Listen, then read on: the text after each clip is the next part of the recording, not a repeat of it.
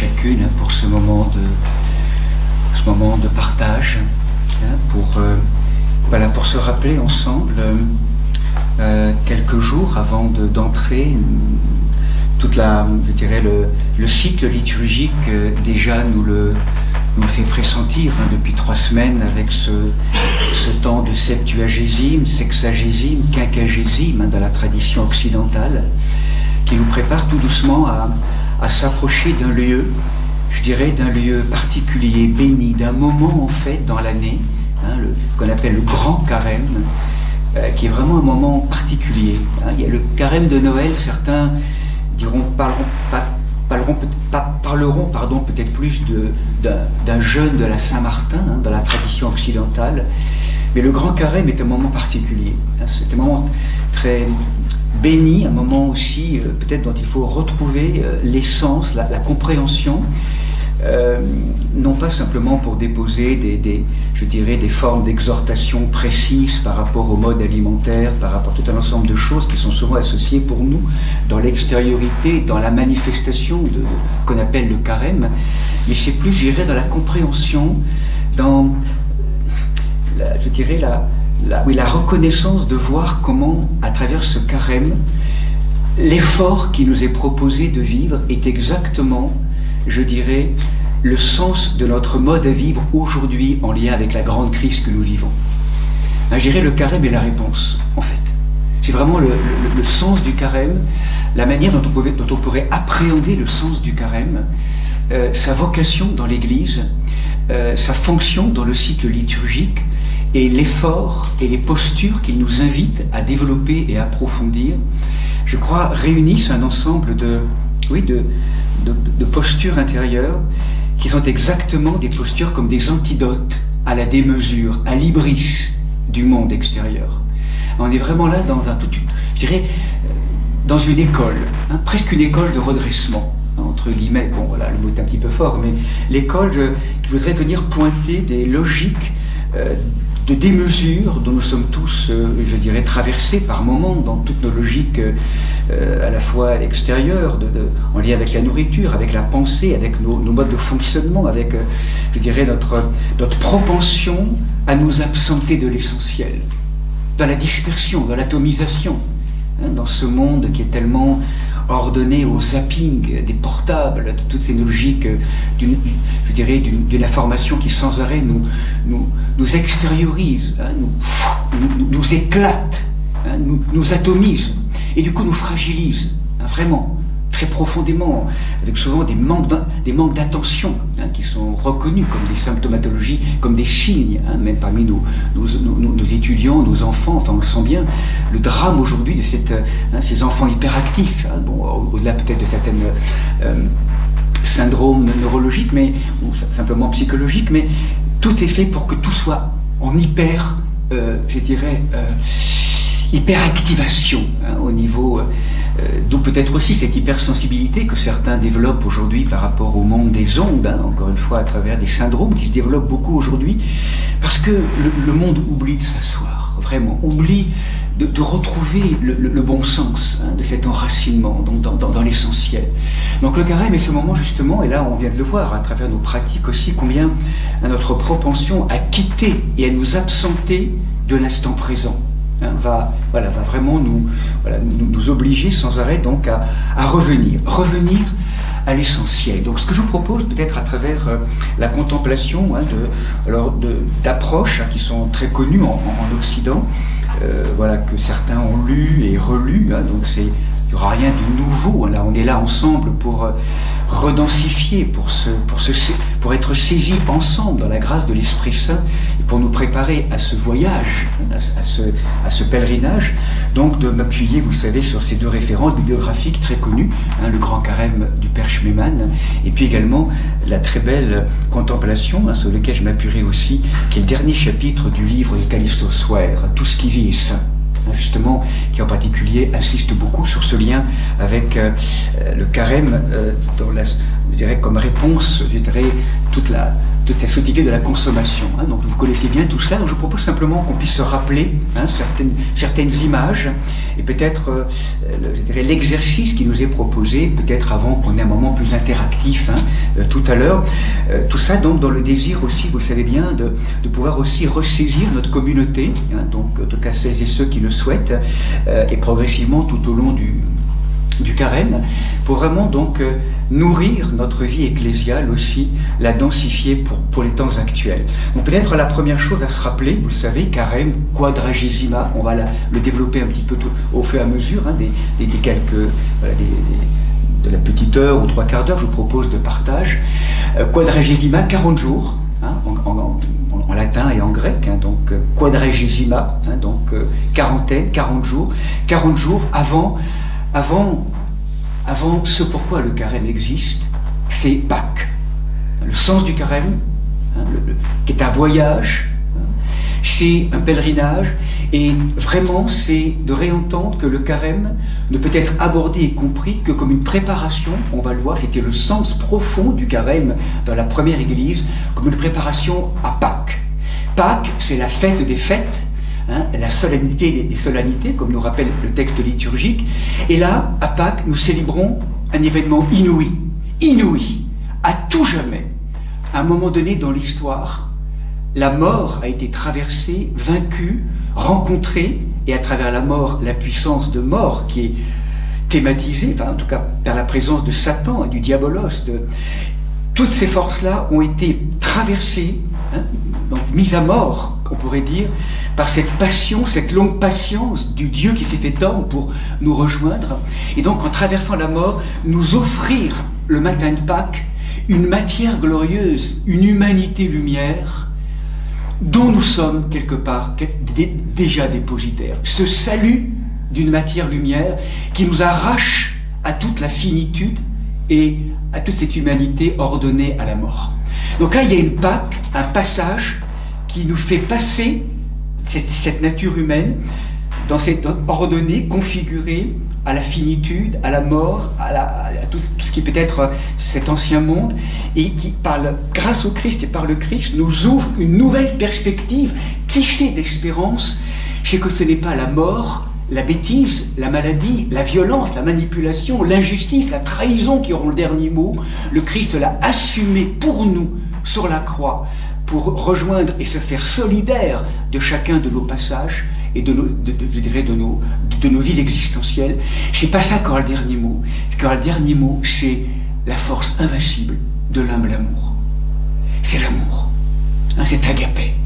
Et ça, lorsque nous crions le matin de Pâques et tout ce temps pascal, Christ est ressuscité, ça veut dire que c'est l'amour et le vivant qui auront le dernier mot. C'est l'antidote et la réponse à toutes les questions qui peuvent parfois encore hanter, et souvent hanter, les profondeurs, je dirais, un peu angoissées de notre monde. Et chacun d'entre nous. Christ est ressuscité, en vérité il est ressuscité, et nous sommes tissés de cela, sœurs et frères. Nous sommes créés pour cela. Ça, c'est vraiment Pâques. Pâques qui va s'actualiser désormais si nous croyons à cela, et que chacun dans nos humanités personnelles, respectives, eh bien, en prenant en main cela, ce dépôt que le Christ est venu conquérir pour nous, acquérir pour nous, eh bien, si nous le prenons et nous le faisons nôtre à travers cette transformation intérieure, nous l'avons rappelé beaucoup hier avec l'approche de Saint Paul, mais qu'on reprendra à chaque fois, c'est qu'à chaque fois, nous puissions entendre que c'est ce que le Christ a acquis, c'est pour nous, c'est pour chacun d'entre nous. On n'est pas désarrimé, c'est pas une expérience hors sol, je dirais, d'une humanité qui ne nous concernerait pas, c'est pour chacun d'entre nous. Mais qu'est-ce qu'on est dur à entendre, qu'est-ce qu'on a, c'est difficile pour nous. Il y a des forces de résistance, des forces de déni ou des forces d'oubli qui sans arrêt, une fois qu'on a vécu Pâques et vécu cette expérience bouleversante, fait que nous retombons sans arrêt. Et nous oublions, et nous continuons, et nous nous remettons à vivre comme si le Christ n'était jamais ressuscité. On en fait un maître du passé, et du coup, de nouveau, la tristesse, le désespoir, tout ça prend le dessus sur notre vie, et sur cette joie pentecostale de la résurrection, C'est humain, c'est légitime. Oui, ô combien il n'y a aucun jugement, moi le premier, et c'est psychique. Mais c'est l'oubli. L'oubli, et c'est ça sans doute, je dirais, la tragédie insondable de notre humanité. C'est oublier vraiment cela. Et donc, année après année, le carême est de nouveau une école qui nous fait entrer pour nous souvenir. Souviens-toi d'où tu viens et te souvenir que, souviens-toi d'où est-ce que tu viens et pourquoi tu es créé. Mais du coup, le baptême, le temps de Pâques, est profondément, et on va le voir, donc associé à cette mémoire qui a été déposée lors de notre baptême.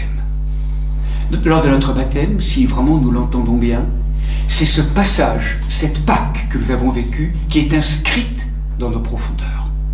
Donc en fait, ce que nous aurions à retrouver n'est pas quelque chose d'extérieur, c'est déposé en chacun d'entre nous. Et c'est pour ça que du coup, on va l'apporter comme ça, le temps du carême est un temps de préparation, d'écoute de nos profondeurs, pour nous souvenir de ce que nous avons reçu dans notre baptême, qui est le don de cette vie bouleversante, inouïe, et qui, étant chrismé, comme nous l'avons été, nous rappelle que nous sommes aussi dans une vocation de roi, prêtre et prophète.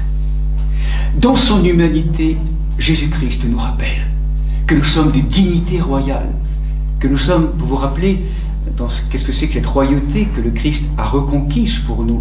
Cette royauté, c'est le fait que nous sommes créés pour avoir autorité au cœur du monde, mais non pas en le manifestant ou en le manipulant de manière avide et vorace de l'extérieur, mais en habitant et en dominant littéralement notre monde intérieur, en le dominant, en l'habitant, en pénétrant, en descendant dans ce monde intérieur, tissé d'énergies animales dont nous sommes souvent les objets manipulés. Comment redevenir le roi ou la reine de notre monde intérieur, de dignité royale?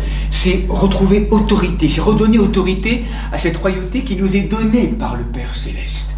C'est réordonner notre vie à la royauté du Père. Et notre pouvoir ou notre autorité, dans cette onction, elle est reçue du Père, de la grâce céleste. Et notre royauté, qui est une royauté de service, et qui nous invite à remettre de l'ordre d'abord de notre monde intérieur pour qu'il puisse être relayé et signifié dans le monde extérieur. Autorité et pouvoir, à qui on donne autorité et pouvoir? Deuxième aspect, la dimension de la prêtrise. Nous sommes tous, par notre baptême, dans une prêtrise intérieure. Et qu'est-ce qu'être prêtre, vous vous rappelez? C'est être le médiateur entre la matière et la lumière. Et le roi ne pourra vraiment vivre sa royauté et l'incarner que s'il consent à être prêtre. Et prêtre, c'est quoi? C'est justement faire œuvre de sacrifice, faire du sacré, sacrifice, sacrificere, c'est-à-dire cette matière qui nous est donnée, dont nous sommes dépositaires, eh bien c'est de l'ouvrir à la grâce du Seigneur pour qu'elle soit sanctifiée, pour qu'elle soit magnifiée ou habitée de la présence du Seigneur. Le prêtre, dans cette fonction, est donc médiateur, médiatrice, comme si ce que nous avions reçu de notre vie, nous le rendions au Seigneur. Ce que nous tenons, ce que nous tenons de toi, ce que nous avons reçu de toi, nous te l'offrons en tout et pour tout. La fonction du prêtre, c'est d'ouvrir, d'offrir notre vie à la grâce sanctifiante de l'Esprit pour que s'accomplisse le nouveau, la présence du Seigneur. Cette fonction de sanctification de la matière. Et ça, cette notion d'ouverture, cette notion d'offrande, vous le savez, c'est l'antidote, c'est vraiment le sens de la communion, dimension eucharistique, de la communion. Et donc du coup, ce qui va avec, c'est la louange, c'est l'action de grâce. Et le grand mot aujourd'hui qui empoisonne notre société, qui est justement le signe de notre dimension sacerdotale perdue, ça se résume en un mot, c'est le mot consommateur. Consommation. La consommation. Nous ne communions plus, nous consommons. Et en consommant, nous consumons. et nous consumons parce qu'il n'y a plus un autre qui est là. Nous raptons de manière avide et vorace. Hein. Ce sont toutes ces forces égocentriques, enfin, voilà, de rapt, hein, qui sont vraiment caractéristiques du monde dans lequel nous vivons et qui jaillissent également de notre cœur. Hein. Donc ce sont toutes ces forces-là qu'on a à reconnaître. Et puis la dernière fonction, qui est la dimension prophétique, hein, donc roi, prêtre, prophète. Le prophète, c'est celui ou celle qui est capable d'écouter au-delà des parasites de notre monde psychique ou extérieur, souvent ce qui peut être des faux prophètes justement, hein, ces injonctions souvent que nous recevons, c'est écouter vraiment le verbe, écouter la parole intérieure, d'où l'importance du silence. Qu'est-ce que tu as à me dire, Seigneur? Je voudrais écouter, entendre ce que tu as à me dire dans telle ou telle situation, et parce que j'ai écouté et entendu, je vais obéir, poser un acte en lien avec ce que j'ai entendu. Et le prophète est vraiment celui qui est capable d'obéissance à l'injonction divine, l'injonction du Verbe. C'est aussi celui qui, ayant entendu, ou celle qui, ayant entendu la parole, se fait comme une caisse de résonance, un amplificateur qui va venir rappeler au monde qui a oublié la parole du Seigneur, la présence du Seigneur. Hein, cette transparence à la présence. Roi, prêtre et prophète. Donc quelque part, derrière tout ce que nous avons déjà partagé là, à travers cette notion de transparence, vous sentez le carême, le grand travail du carême, vous sentez, c'est de nouveau, eh bien de travailler, on pourrait dire, à ce que toutes nos opacités, tous nos lieux d'enfermement, de nouure, d'enténèbrement, de mazoutage de la matière, qui se crispe, puissent se détendre pour laisser la place, pour devenir transparent. La transparence. Transparence à la lumière. Et je dirais, si exercice il y a, hein, on parle d'ascèse, hein, dans le carême, on parle d'ascèse, qui est un mot souvent un peu difficile, parfois pour certains, en termes de quelque chose d'un peu, voilà, un effort, et pourtant il y a un effort à faire, c'est une évidence. Mais je dirais que l'arrière-plan de cet effort, c'est une mise en transparence de tous nos corps. Là où nous sommes coupés, enténébrés, hein, dans cette vision, hein, dans laquelle nous sommes perdus, nous sommes arrêtés, hein, je dirais, c'est retrouver le regard et la perspective de l'icône, retrouver la perspective de la vision intérieure. Hein, et Père Basile l'a bien rappelé ce matin, l'organe qui voit véritablement, c'est le cœur. Hein, on entend par le cœur, on voit par le cœur, on touche par le cœur, on écoute, on goûte par le cœur. À partir du moment où donc, en quittant la périphérie, nous ouvrons notre cœur à la présence. Oh Seigneur, efface-moi de moi-même, pour que ce soit toi qui apparaisse dans cet effacement. Le carême, c'est ça en fait. Il y a quelque chose de cet ordre-là. Apprendre à laisser effacer toutes nos perspectives égotiques qui prennent trop de place. Il y a trop de moi. Trop de moi. C'est ça qui va pas, qui nous rend malheureux. On est trop pesant, on est trop lourd les uns par rapport aux autres. La grâce de l'allègement, la grâce de la transparence, de l'allègement. C'est pour ça que je trouve intéressant dans le carême qu'à côté, donc c'est peut-être un premier son de cloche que j'aimerais faire retentir avec vous. Hein, donc il y a d'abord, vous savez, l'office des cendres, hein, donc qui est un office où nous allons recevoir cette croix émanant des cendres, hein, donc avec les rameaux, enfin voilà, tout ce rituel très fort qui est une guérison, qui est un remède que nous recevons. Et ce carême, effectivement, en tout cas à travers cette vision de l'entrée du carême qui sont les cendres, c'est vraiment, nous entrons dans une école qui va nous inviter, comme un remède, à guérir de cette opacité et à cette tendance égocentrique à prendre trop de place. Et donc la croix que nous recevons à ce moment-là, c'est une invitation vraiment à quelque chose qui pourrait nous inviter à mourir, à muter, à transformer notre matière opaque, à consentir à ce que cette matière soit travaillée, simplifiée. Hein, et du coup, avec ce qu'on appelle ce mouvement de repentance, qui est signifiant, hein, je dirais, de l'office des cendres, repentance, repentir, Pénitence, penitentia en latin, vous vous rappelez, ça traduit le mot métanoïa en grec, ou le mot teshuva en hébreu, c'est retournement. C'est un retournement. C'est un changement d'état intérieur, une perspective. C'est très fort ça. C'est comme si je consentais à ce que le centre de gravité de ma vie, ce soit plus moi, quelque chose qui s'ouvre à l'intérieur ou qui se retourne pour faire du centre de gravité de ma vie, toi, Seigneur, toi, saint, saint, saint. Donc toute ma vie c'est ordonné à Dieu. Qu'est-ce que tu veux, Seigneur? Qu'est-ce que tu ferais là dans telle ou telle situation? De plus en plus réordonner sa vie au Seigneur. Voilà. Le carême, c'est ça. C'est vraiment de redonner à Dieu la primauté. Bien sûr que nous l'avons, la primauté de Dieu, globalement, puisque nous sommes tous là, globalement, c'est évident. Dieu est là, présent dans notre vie, et il est important. Et vous savez, parfois, il est un peu, je sais pas comment dire, on s'arrange tous hein, avec les logiques du monde, bon, voilà, enfin, on les oublie, il est là, mais c'est parti un peu des meubles, je dirais, mais est-ce qu'il est vraiment le centre? Toi, mon Seigneur et mon Dieu.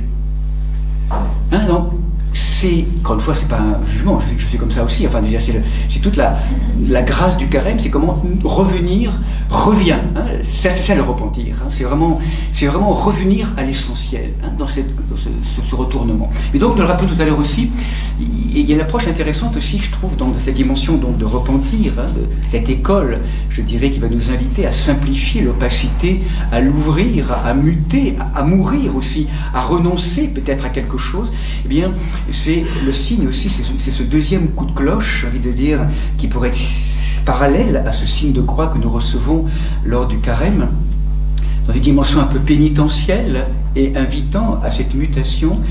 C'est une très belle image invitant à la transparence. Hein. C'est dans le passé, vous vous rappelez, certains le savent, en Grèce particulièrement, le premier jour du carême, les familles partaient dans les campagnes et célébraient une liturgie sur les collines verdoyantes. Et là, ils lâchaient des cerfs-volants. Premier jour du carême. Intéressant cette idée des cerfs-volants. Hein. C'est-à-dire, on est moins dans l'idée pénitentielle ou un peu parfois qu'on a parfois des images un peu de, et c'est aussi ça, hein, cette image de retournement. Et la notion des cerfs-volants me paraît intéressant parce que c'est comme si associer le début du jeûne et du carême plutôt, je dirais, associer ce carême à l'air frais. Ah, ça respire. Hein, c'est vraiment cette dimension donc au vent qui souffle et puis du coup aussi à la venue du printemps. Hein, c'est pas anodin ce printemps qui est là, qui arrive. Hein, vous savez que dans le signe chinoise, hein, donc on dit que le printemps dès le 5 février est là déjà. Hein, donc dans la nature, dans le langage des plantes, hein, des langages de la nature, c'est pas le 21 mars le printemps. Le 21 mars, bon, c'est le solstice, mais c'est aussi le milieu du printemps. Hein. Le 5 février, début février, le printemps est déjà là. Donc ce printemps, c'est cette montée de sève qui est là. Et c'est de l'air. Hein. C'est pour ça que le carême, c'est un moment particulier, cosmique aussi, c'est le printemps spirituel. Hein, c'est le printemps, c'est vraiment, tout est possible, et je dirais que, dans ce printemps, il y a un poème médiéval qui est intéressant. Le printemps est venu dans l'amour, avec l'amour dans la ville, avec des fleurs et des chants d'oiseaux. C'est intéressant d'associer ce mot du carême à tomber amoureux. Amoureux de Dieu. Bon, après, amoureux aussi peut-être pour ceux et celles pour lesquels c'est le cas dans une vie humaine, mais en tout cas, tomber amoureux de Dieu. Le carême est un moment où on apprend, comment dire, on se met en capacité dans cette montée, dans ce printemps intérieur, comme le dira le Christ dans la première lettre, vous le savez, dans la lettre les lettres du Christ dans l'Apocalypse, la première église à Éphèse, j'ai contre toi que tu as perdu le premier amour. Repens-toi, retourne-toi. Hein, revenir à ce premier amour, ce Seigneur qui est venu me visiter, en refaire l'œuvre, la mémoire, l'anamnèse. C'est pour ça qu'on est créé. Ne l'oublions pas, ne perdons pas notre temps. On est créé pour ça. Pour être des dépositaires de cette présence, d'une expérience d'amour, d'être énamouré de Dieu. C'est ça le sens de notre histoire. On est là pour ça, pour apprendre à aimer, en se laissant être aimé. du Seigneur. Donc vraiment, ce printemps, c'est cerf-volant, c'est vraiment voilà, une image, hein, c'est cette amorisation, cette mise en amour, je dirais, de notre matière. Et donc, du coup, peut-être un troisième son de cloche qui est là intéressant, c'est qu'on se rend compte que la grande fête aussi, qui est là au milieu du carême, toujours, en Orient, en Occident, c'est une fête particulière qui est le 25 mars, hein, c'est la fête de l'Annonciation, à la Vierge Marie. Et là, vous savez, l'Annonciation, c'est, voilà, la perspective, c'est que Dieu veut s'incarner et les cieux attendent le oui de Marie. Qui n'était pas gagné, enfin, c'était gagné, oui, sans doute, mais en même temps, c'est la liberté de Marie.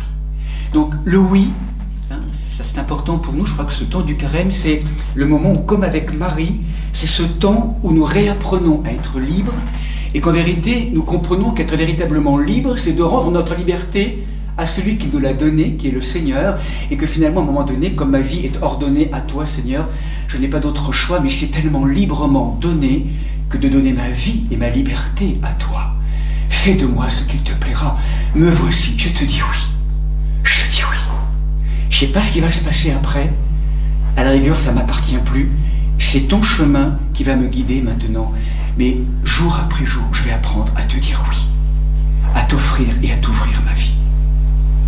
Parce qu'il y a plein de choses sur lesquelles on n'a aucune prise. Il y a par contre une posture qui dépend de nous et qu'attend le Seigneur. C'est ce fiat, ce oui. Pour le reste, honnêtement, on est tellement impuissant par rapport à tout ce qui peut se passer ou pas. Ça va dépendre beaucoup de nous, certes, mais c'est tellement donné au Seigneur. Je te dis oui. Et maintenant, ma vie, conduis-la, Seigneur. Moi, je suis là, avec toi, bien sûr, c'est pas sans moi. Hein, on le rappelait hier, comme le canoë-kayak qui descend je dirais, le courant, il est rapide. C'est pas moi qui va générer le courant de l'eau, mais pas par contre dans le kayak, je suis quand même là pour le rocher, la pierre. C'est pas sans moi, je suis pas endormi. Hein, j'essaie d'être vigilant, la vigilance. Mais en même temps, je suis pas la source du courant, de la vie. Je dis oui au courant qui m'emporte, qui m'emmène ce courant de la vie. Et moi, j'apprends à faire attention aux véhicules, aux véhicules terrestres, pour pouvoir assumer ce que le courant me demande d'assumer. Libre, cette liberté qui est rendue au Seigneur. Fais de moi ce qu'il te plaira. Quelle liberté à ce moment-là. Voilà, donc ces trois coups de cloche, la notion du repentir important, des cendres que nous recevons, les cerfs-volants, et puis la liberté, l'annonciation. Ces trois points donc, sur lesquels on peut être interpellé. Et donc du coup, si vous le voulez bien, ce que les anciens nous signifient toujours, donc dans ce repère, c'est peut-être trois aspects. La manière dont on peut comprendre le carême du point de vue du Premier Testament, ensuite la manière dont le carême a été vécu dans la première église primitive, et puis si vous voulez après, le sens aussi que ça pourrait être aujourd'hui pour nous, dans les temps actuels, particulièrement dans des temps où, vous le savez, nous avons beaucoup attenté à la relation avec le Seigneur, mais aussi avec le frère et la sœur et avec la création. Les relations sont tellement blessées aujourd'hui. Le lien à la rencontre et à la relation, vraiment, pour retrouver, pour restaurer nos relations. Le sens du carême, c'est aussi cela. Dans ce travail de mise en transparence de la matière, en réordonnant notre vie au Seigneur, il y a un vrai travail de restauration de nos relations perdues.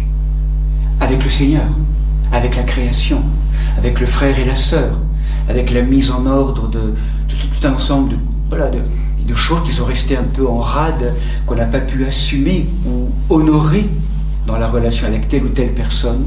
Le carême peut être le moment précieux pour remettre de l'ordre dans ce travail de restauration de la relation. Donc, première étape, simplement le rappel du Premier Testament. Ce que je trouve intéressant à travers l'approche du Premier Testament, vous le savez, c'est la question dans l'Ancien Testament en lien avec l'Écriture sainte et ce que nous rappelle l'épopée du peuple d'Israël. Je pense en particulier à un texte comme le Deutéronome tu lèveras la dîme de tout le produit de tes semailles, de tout ce que ton champ rapportera chaque année. La notion de la dîme, le dixième. C'est intéressant ça, cette notion de dîme. C'est-à-dire c'est comme si dans la tradition biblique, il y avait cette conscience très forte que on offrait, on rendait au Seigneur, on amenait sa bénédiction et on offrait au Seigneur un dixième de notre récolte pour que la bénédiction vienne rejoindre la récolte entière, durant toute l'année. On introduisait, on invitait le Seigneur pour qu'il nous dépose sa bénédiction sur toute notre vie en consentant à sacrifier ou à faire du sacré d'un dixième de la récolte. Et là, le peuple de l'époque, je dirais, en offrant la dîme, je dirais, n'était pas ressenti comme une perte, mais comme un enrichissement, hein, donc comme un don qui était fait pour appeler la bénédiction. Eh bien, les anciens, cette idée de la dîme, on le retrouve dans le carême. Le carême, en gros, pendant 40 jours, c'est à peu près un dixième, quelques jours près, de notre année. Et c'est comme si pendant ce carême, on consentait à transformer quelque chose de notre vie pour vraiment abandonner, offrir, sacrifier quelque chose auquel on tient parfois, en le rendant, en l'offrant, pour que, je ne sais pas comment dire, dans une notion d'appel, pour vraiment que ce qui est à toi, je te le rends, Seigneur, et dans ce moment particulier, c'est un moment béni où ça peut s'ouvrir, j'ai envie de lâcher la prise sur tel ou tel aspect, pour te l'offrir, et je ne doute pas que la bénédiction voilà, puisse être amenée ou appelée sur ma vie entière.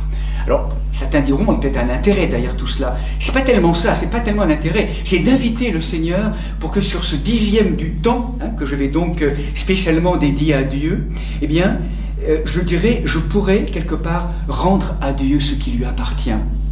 Donc c'est vrai que là, et là ça va particulièrement, vous le sentez bien, se focaliser autour d'un lieu qui est particulièrement prégnant pour nous, qui est en particulier le lieu de la nourriture. Où finalement, là où quelque part on se rend compte qu'on est dans nos sociétés, pour beaucoup d'entre nous, c'est pas le cas de tout le monde, au contraire aujourd'hui bien sûr, mais on est souvent en suralimentation, de manière un peu pathologique, souvent parfois pas pathologique, mais de manière un peu compensatoire, souvent, on le sait bien, hein, les mécanismes qui sont là, inhérents à l'âme humaine, et il faut être très écoutant et vigilant par rapport à cela. Mais la possibilité, et c'est le sens justement de ce retrait de l'alimentation, c'est comment, à un moment donné, en l'occurrence, dans la tradition, vous le savez, de l'Église, c'est qu'on supprime normalement tout ce qui peut être alimentation carnée, hein, en lien avec le monde animal, viande, poisson, fromage, beurre, enfin, etc. Normalement, hein, donc dans ce qui est proposé là. Alors certains font une exception le dimanche, d'autres pas, enfin voilà, après il y a tout un ensemble de choses. Mais l'idée, c'est que la mise en transparence, elle peut commencer par cette possibilité d'un retrait qu'on pourrait expérimenter vis-à-vis d'un lieu de grande compensation naturelle chez nous, qui est le lieu à la nourriture. Vérifiez. Hein, quand on commence à retirer certains aspects auxquels on est un peu attaché, on voit à quel point, finalement, on compense beaucoup de choses avec la nourriture. Et quand on choisit, quand on ne le subit pas, mais quand on choisit vraiment de se mettre quelque part même parfois un peu en difficulté ou en fragilité, on voit aussi tous les lieux d'attachement, les lieux qui finalement ne sont pas des lieux totalement rendus au Seigneur, mais qui sont des lieux de compensation. Y aller doucement, hein, parce qu'il y a vraiment des moments aussi où c'est des lieux de grande compensation, il ne faudrait pas que tout s'effondre non plus, on est d'accord, mais en y allant doucement et en expérimentant dans la mesure quelque chose d'intéressant, hein, pour libérer des espaces et voir comment on est finalement tellement peu libre par rapport à celui de la nourriture. Et la nourriture, c'est très intéressant en hébreu. Hein, le mot qui est là, manger, hein, c'est un lieu bouleversant, hein, le lieu de la nourriture. Vous vous rappelez, en hébreu, le mot akol, littéralement, hein, qui veut dire manger, hein, en hébreu, littéralement, on pourrait dire qu'à travers l'acte de manger, c'est halif en hébreu, hein, je ne l'ai pas fait en hébreu, mais halif, Dieu qui se donne, colle en totalité. Vraiment, l'acte de manger au départ dans la dimension ontologique du jardin, que c'est, à travers la nourriture, c'est Dieu lui-même qui se donne en totalité. Et du coup, de l'autre côté, le mangeant que nous sommes est invité à recevoir en totalité la grâce du don qui nous est fait. Vous sentez, le mystère du manger, c'est la communion. C'est vraiment un don. Et là, ça a été extrêmement perverti, je l'ai rappelé tout à l'heure, où certains diront que ce qu'on appelle la chute, qui n'est pas un mot juste, parce qu'en hébreu, il n'existe pas, la sortie du paradis, la catastrophe originelle, ça a été résumé très clairement en disant qu'on est passé d'un monde ou d'une présence, d'un univers de communion, communionnel, toi et moi, Seigneur, dans le jardin, à l'esprit de la consommation, dérobant le fruit, je rapte tout et je prends toute la place. Je me baffre, je rapte, je consomme. Et c'est extrêmement prégnant dans nos comportements. Encore aujourd'hui, sociétalement, c'est même ce qui est promu et régulièrement rappelé. Consommez, consommez, jouissez, comme vous voulez, cette espèce d'appel effréné à la consommation. Ben là, on est aux antipodes de notre bonheur et de notre chemin. Manger à col, j'ai simplement déjà retrouvé que, à travers cette nourriture, c'est un Seigneur qui se donne à moi et que moi je le reçois, d'où réapprendre à bénir, à rendre grâce. Mais l'acte de manger est fondamental dans cette dimension biblique. C'est pour ça que ça touche quelque chose de très important. Et la nourriture, c'est pas en termes de retrait, si elle peut être là, en termes à la fois de quantité et de qualité, c'est simplement d'observer à quel point on peut être tellement dépendant dans ce lieu-là, et c'est ok avec ça, donc y aller doucement encore, il y a, pour certains, la question du jeûne peut encore être difficile, donc tout doucement, à sa mesure, et progressivement, redonner là la présence du Seigneur. On le verra la semaine prochaine, l'homme ne se nourrit pas simplement de pain, mais de la parole de Dieu. Retrouver le sens, cette nourriture de la parole de Dieu. Donc, voilà en gros la question de l'offrande.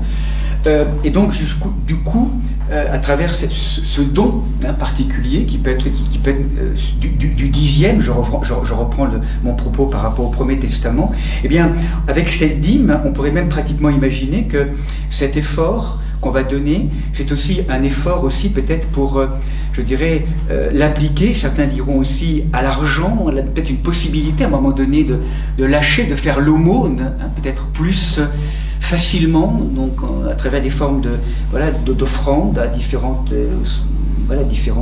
personnes qui en ont besoin, ou de densifier la diaconie, le service et l'offrande à l'autre, avec du temps, en termes de temps, des actes de service, d'aller visiter les malades, des personnes isolées, d'inviter chez nous l'étranger, de mettre à jour tout un ensemble de relations dont on n'a plus forcément tenu compte ou qu'on a un peu oublié.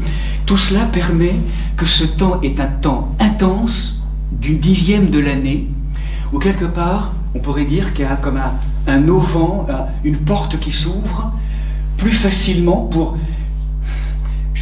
lutter sans arrêt à cette tentation d'enfermement et d'individualisme qui est le nôtre pendant toute l'année. Il y a au moins un moment, une école qui est bornée pendant 6 semaines, où l'Église nous propose vraiment, quelque part, de rejoindre quelque chose de plus idéal dans la relation, de plus aimant, de plus ouvert, de plus compatissant, toujours plus ouvert à la rencontre avec l'autre.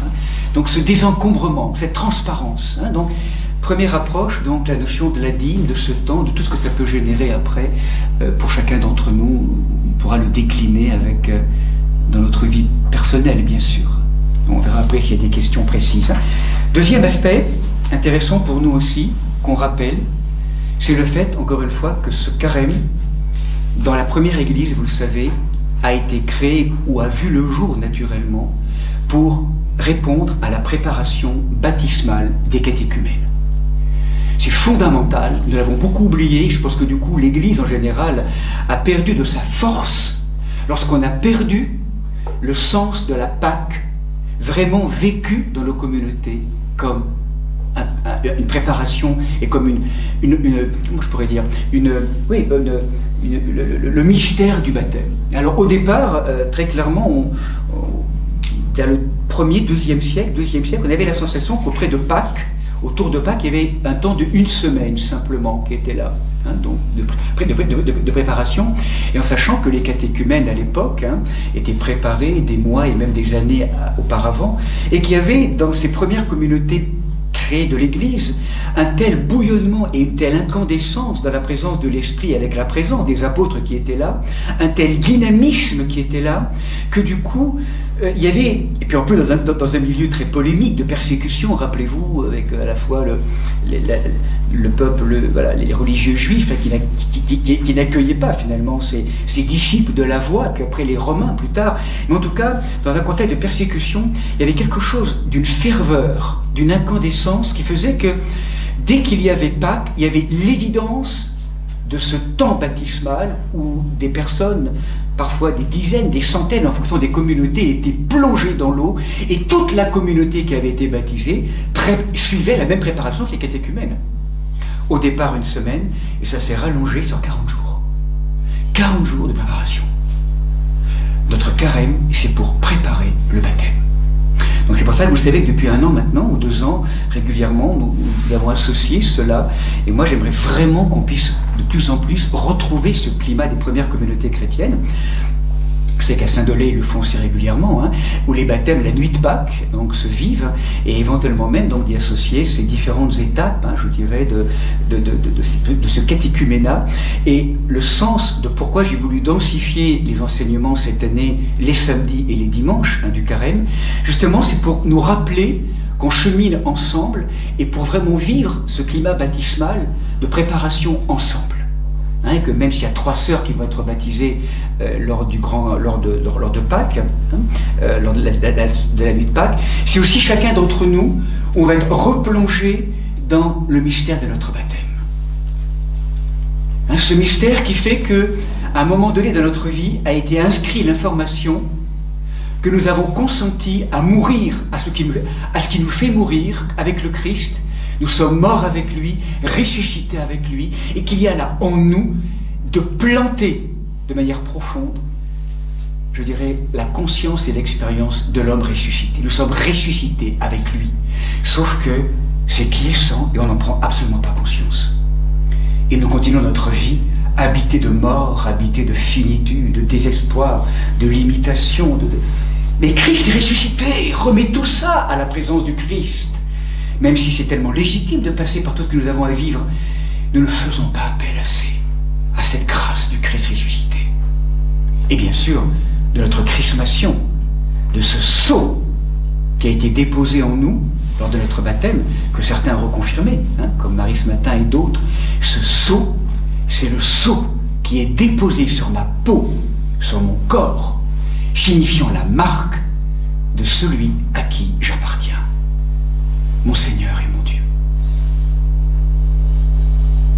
Une forme, je dirais, avec les propos d'aujourd'hui, un peu une forme de tatouage invisible, un sceau déposé là, dans mon cœur. Et c'est comme, je dirais, un papier buvard avec de l'huile. À chaque sacrement, c'est comme si ce papier buvard, cette huile, était invité à de plus en plus imprégner toute ma matière. Au-delà même, Seigneur, de mes difficultés à être, à aimer, à vivre, je t'offre ce peu de joie, ce peu d'élan parfois qui m'habite, ce peu de moi que j'ai tellement de mal encore à offrir. Je te l'offre pour que tu en fasses un chemin de fécondité et d'abondance. Je t'invite dans ma vie. Tu t'es greffé à moi, Seigneur. Et donc ce baptême, c'est sans arrêt reprendre ce moment où je me reçois de lui, je me reçois de toi, Seigneur. Et je veux le dire, je veux me préparer à cela lors de cette fête de Pâques. Et la Semaine Sainte en sera bien sûr aussi le sens. Donc il y a toute une logique, je dirais, pour nous, de ces dimensions baptismales, qui est très forte. La présence du Saint-Esprit, et donc voilà ce que dira quelqu'un comme Marc le moine, ça me paraît intéressant, qui est un des moines du 5e siècle. Ce qui est intéressant, il lui dit la chose suivante: quel que soit le progrès que nous fassions dans la foi et ce qu'il aura acquis de bon, l'être humain n'a cependant trouvé ni ne trouvera rien de plus que ce qu'il a secrètement reçu lors de son baptême. Et ce don, c'est le Christ. Le Christ, Dieu parfait, a accordé aux baptisés le don de la grâce parfaite de son Esprit Saint, à travers la chrismation, la Pentecôte personnelle. Et celle-ci ne peut recevoir aucun accroissement de notre part. Elle se dévoile et se manifeste à nous dans la mesure où nous mettons en pratique ces grands exercices de l'amour. Si nous lui apportons quelque chose, par notre renaissance, cela vient de lui. Ce que veut dire ce texte, c'est que nous avons reçu déjà le salut inscrit, on le rappelait hier, dans notre matière. Tout est déjà quelque part sauvé en nous. Sauf que maintenant, en laissant cette huile, comme un papier buvard, se disséminer, je ne sais pas si le mot est très beau, en tout cas s'imprégner dans le papier buvard de notre humanité, eh bien, on va vraiment permettre à ce que ça s'actualise. C'est pour ça que, en lien avec une question de notre sœur, hier, d'une sœur, lorsqu'on dit « est-ce que nous sommes sauvés ?» Dans le fondement, nous sommes sauvés. Mais à la question, on le rappelait hier, qui avait été posée à l'évêque Callistos Ware, est-ce que tu es sauvé? Et Callistos Ware rappelait que ça l'embêtait. Ça lui posait un problème théologique, peut-être de lui dire oui, je suis sauvé. Non, je ne suis pas sauvé à la mesure où je ne m'approprie pas ce salut. Et il dira, je suis en train d'être sauvé à la mesure où tous les jours et régulièrement, je m'ouvre à cette œuvre du salut. Donc, c'est là où il est fort. C'est on est sauvé, oui, mais en vérité, c'est là et c'est pas encore là. C'est pas encore là parce qu'il y a en nous des lieux d'opacité, de résistance, de nouure, de ligotage qui empêchent cela. C'est pas encore actualisé. C'est tout notre monde psychique qui a du mal, qui ne veut pas même parfois accueillir le don de l'amour. Et ça reste fragmenté, ça reste petit, ça reste étriqué. On le sait bien, c'est tout le comportement de fermeture, on aime tellement mal encore. J'aime tellement mal, ou c'est encore tellement mal aimant ou mal vivant en chacun d'entre nous. Parce que ça ne laisse pas encore la place. Le passage, ça n'est pas encore assez effacé. Le moi pourrait s'effacer pour que toi tu apparaisses. Efface-moi, Seigneur. C'est la prière, moi, qui m'habite. Efface-moi. Efface-moi de moi-même pour que toi tu apparaisses. Et pas seulement dans la parole, mais vraiment dans les actes quotidiens, dans la relation avec l'autre, avec mon frère, ma sœur, la terre, comment je ferme la porte, comment je bouge la chaise, comment on se regarde les uns les autres. Efface-moi. Vraiment, pour que ce soit toi qui apparaisse. Tout ce travail donc de mise en transparence. Voilà, et donc du coup, d'ailleurs cette question donc du carême comme vraiment le lieu où nous sommes enseignés et nous enseignons, je crois que la question aussi qu'on peut se poser pour conclure cette deuxième phase après le Premier Testament et donc la manière dont c'était vécu dans les premières communautés chrétiennes, c'était une préparation donc pas simplement comme en guise d'exemple, un exemple pour voir un peu le décalage qu'il y a. C'est pas un jugement, mais simplement un état de fait. À Jérusalem, au IVe siècle, durant cette quarantaine, on demandait aux catéchumènes qu'ils viennent à l'église 3 heures par jour. Combien de candidats au baptême aujourd'hui accepteraient une discipline aussi exigeante? 3 heures par jour d'enseignement, d'exorcisme, Bon, voilà, on est dans un autre monde, où c'est un autre monde, justement tellement loin de tout ça, tellement loin. On a pris froid à l'âme. J'ai tellement éloigné. 4e siècle déjà, le 1er siècle. Vous sentez, on a l'impression qu'il y a le feu de la Pentecôte, la résurrection, le feu, et plus on s'éloigne du feu, plus ça devient froid. Plus on s'est refroidi, et là on est 2000 ans après, ce que certains appelleront une ère congelée, vraiment, une ère de gel. L'amour se refroidira, c'est une des grandes paroles du Christ en Matthieu 24. Il redeviendra psychique. On a oublié ce qui était tellement naturel pour les anciens, d'incandescence et de liberté en Dieu, est devenu tellement... Pourquoi? Parce que nous sommes piégés aujourd'hui par le rationalisme, par trop de...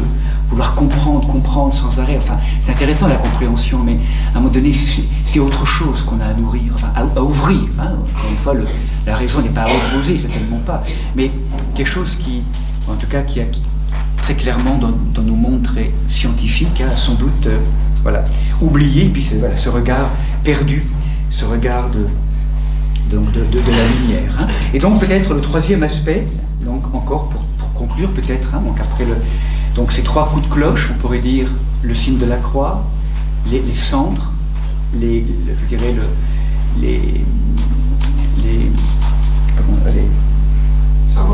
les cerfs-volants, merci, les cerfs-volants, et puis le lien à l'Annonciation.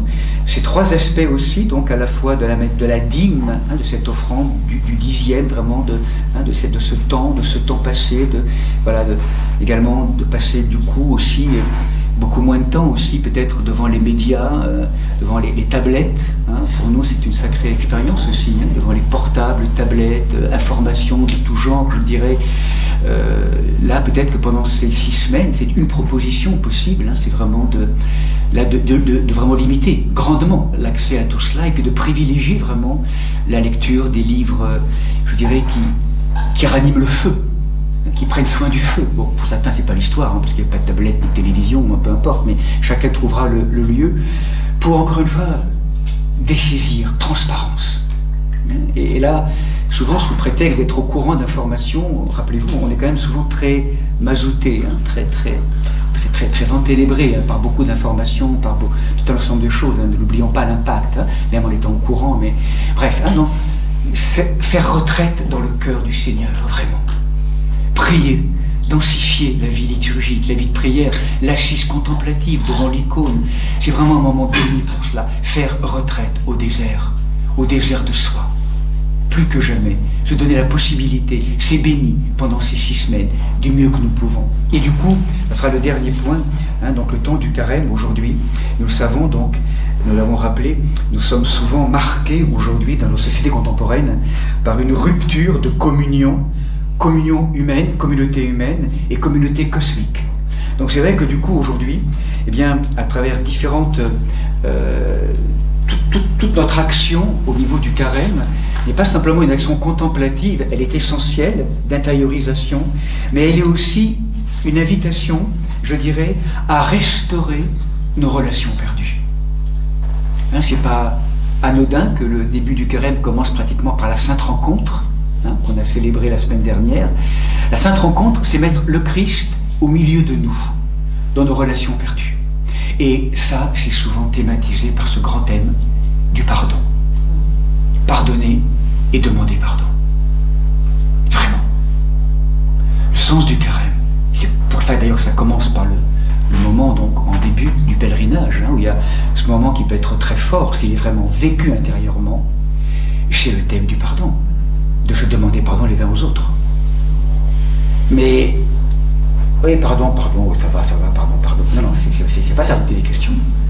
Parce que ça, et puis là, on voit comment ça peut parfois échapper tellement fort. Enfin, là, c'est un vrai travail, là. Un vrai travail de l'épée, d'aller voir qu'est-ce qui est aussi difficile chez l'autre, dans l'autre, qui fait que je suis en bagarre, Et qu'est-ce qui fait, parce que, du coup, vous savez, vous rappelez, la parole du Christ, elle est d'une exigence, mais en fait, c'est pas si tu as quelque chose contre ton frère ou ta sœur, dépose-la ton offrande et va te réconcilier avec ton frère ou ta sœur et récupère ton offrande. La parole, c'est pas ça, hein. La parole, c'est si tu sens que quelqu'un a quelque chose contre toi. C'est pas tellement nous par rapport à l'autre, mais si on sent que l'autre a quelque chose contre nous, lâche ton offrande et va te réconcilier avec ton frère ou ta sœur. Il y a nous, on peut avoir vraiment une forme de colère ou de rancune par rapport à quelqu'un, mais si on sent que l'autre est en colère après moi, j'ai ce travail aussi. Le Christ nous oblige à la paix.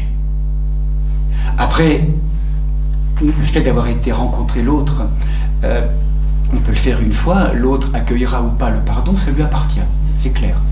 Mais moi j'aurais fait En tout cas, c'est l'exercice qui est proposé. Hein. Je ne dis pas que c'est demandons la grâce, hein, parce que là parfois c'est humainement difficile. Hein. Enfin, voilà, psychologiquement, dans une relation, voilà, avec nos frères, nos sœurs, c'est très complexe, très douloureux, très difficile dans ce dialogue d'inconscience que ça vient générer ou ouvrir.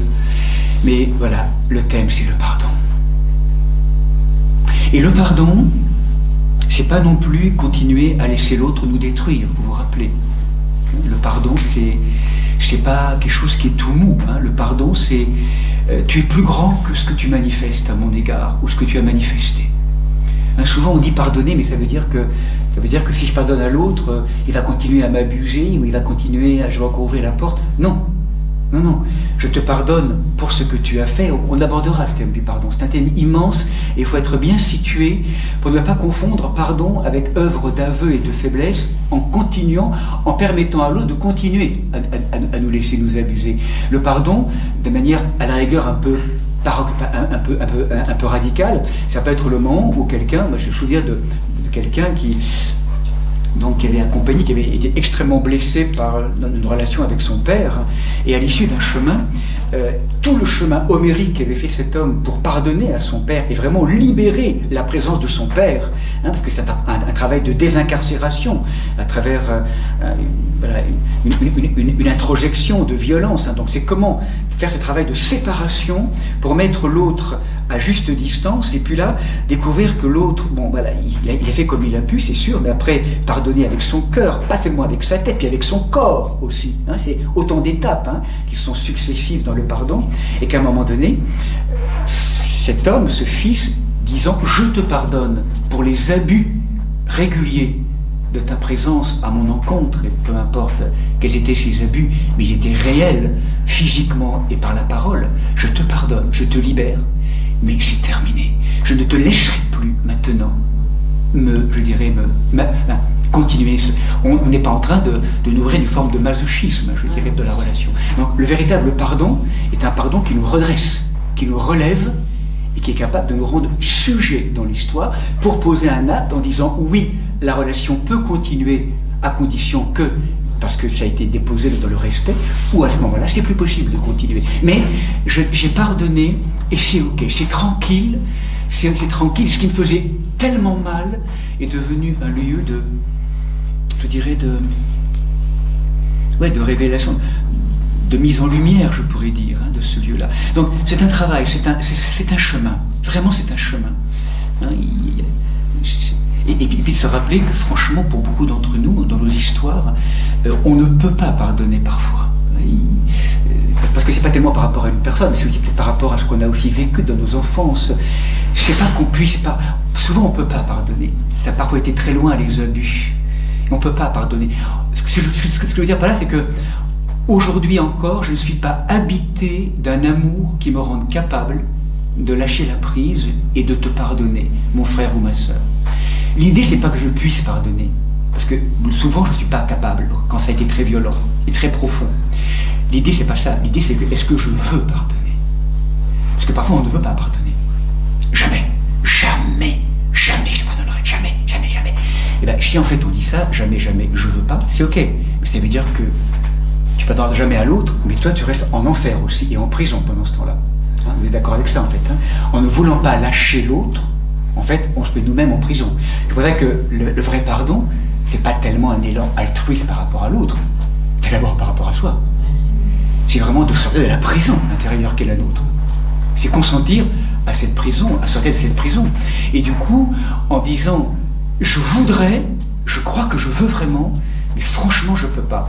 Ok, alors là, tout est possible à Dieu. Si je veux, c'est possible. Là, ça veut dire que le pardon va me conduire à un moment où je vais reconnaître que je ne peux pas tout seul, un moment d'humilité que moi ne peux pas, mais que toi, en moi, qui est plus aimant que moi et plus vivant que moi, toi, tu peux tout. La porte est ouverte au Seigneur. Et là, il va faire son travail. Donc mon travail, finalement, à vous rappeler, c'est d'ouvrir et de descendre dans le lieu douloureux, difficile, coup de bistouri, le pu qui se dresse, de l'âme, la colère, dire, c'est mon travail qui me revient.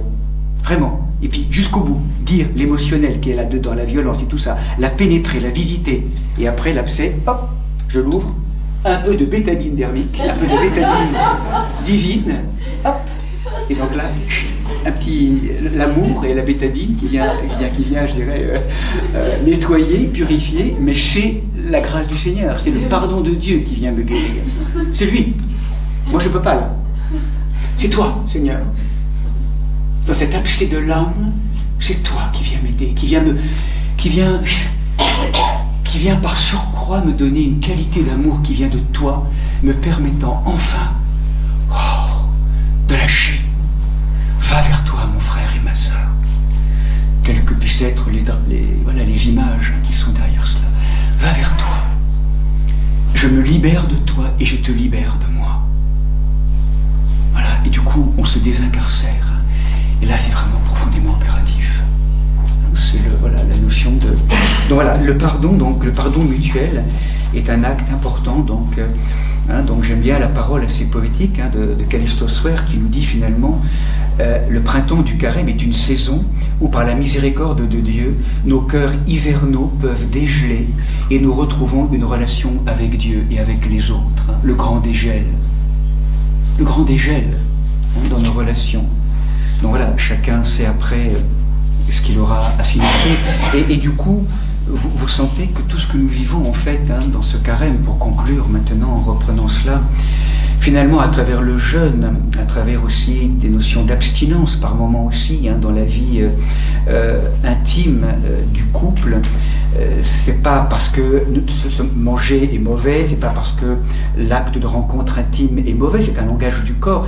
On n'est pas en train de dire que c'est mauvais, comme ça peut être interprété, et c'est simplement que c'est pour clarifier, pour, je dirais, libérer d'autres espaces, ouvrir d'autres espaces, et du coup, dans cette mise en transparence, quelque part, d'ouvrir un regard. Tout cela, le carême est au service de cette ouverture du cœur, cette purification du cœur, d'émotions, de pensées un peu parasites, ce travail du cœur qui va de plus en plus se libérer. Et là, parce que le cœur s'ouvre, un regard nouveau va pouvoir se poser sur le Seigneur, sur la création, sur les frères et sœurs et sur moi-même. Ce n'est plus moi qui regarde simplement, il y a d'autres yeux qui sont là. C'est le regard du Seigneur à travers moi qui regarde. Et du coup, on retrouve la sacralité de toute chose. Je découvre qu'au quand même du monde défiguré aujourd'hui, il y a déjà le royaume qui est là. Je découvre en fait la profondeur, le regard profond qui vient traverser uniquement les apparences et donc cette mise en transparence, c'est vraiment du coup de réapprendre à voir toute chose en Dieu et de voir Dieu en toute chose. Bon, ce sont des mots tout ça, mais c'est vraiment une expérience de simplification et de mise en transparence. Du coup, l'intérêt des cerfs-volants. Je trouve que c'est intéressant cette image de mise en transparence et de liberté. Donc voilà, ce que je propose peut-être c'est de rester là quelques instants, peut-être terminer par un petit temps de silence pour conclure avec la projection, et puis après si vous voulez on aura peut-être un temps interactif de questions, de précisions que vous auriez besoin de signifier. Simplement donc quelques instants de silence, peut-être en laissant dans notre imaginaire, si vous le voulez, se tracer ces images de cette dimension de ces cendres. On va être invité donc à ce travail de repentir, ce travail de retournement, ce travail bien ordonné sur soi-même, qui va nous obliger à mourir, à faire, je dirais, à nous prosterner, en fait, vraiment, ce travail de prosternation, donc de reconnaissance de nos erreurs de vie, et de consentir à un vrai travail de vérité et d'amour sur soi, de douceur et de rigueur, d'exigence et de douceur, et en même temps associé à le cerf-volant. Mais finalement, si tout ça n'était pas que pour nous réveiller, nous rendre libres, nous rendre à cette vocation d'être des enfants du vent, de la terre et du vent, du souffle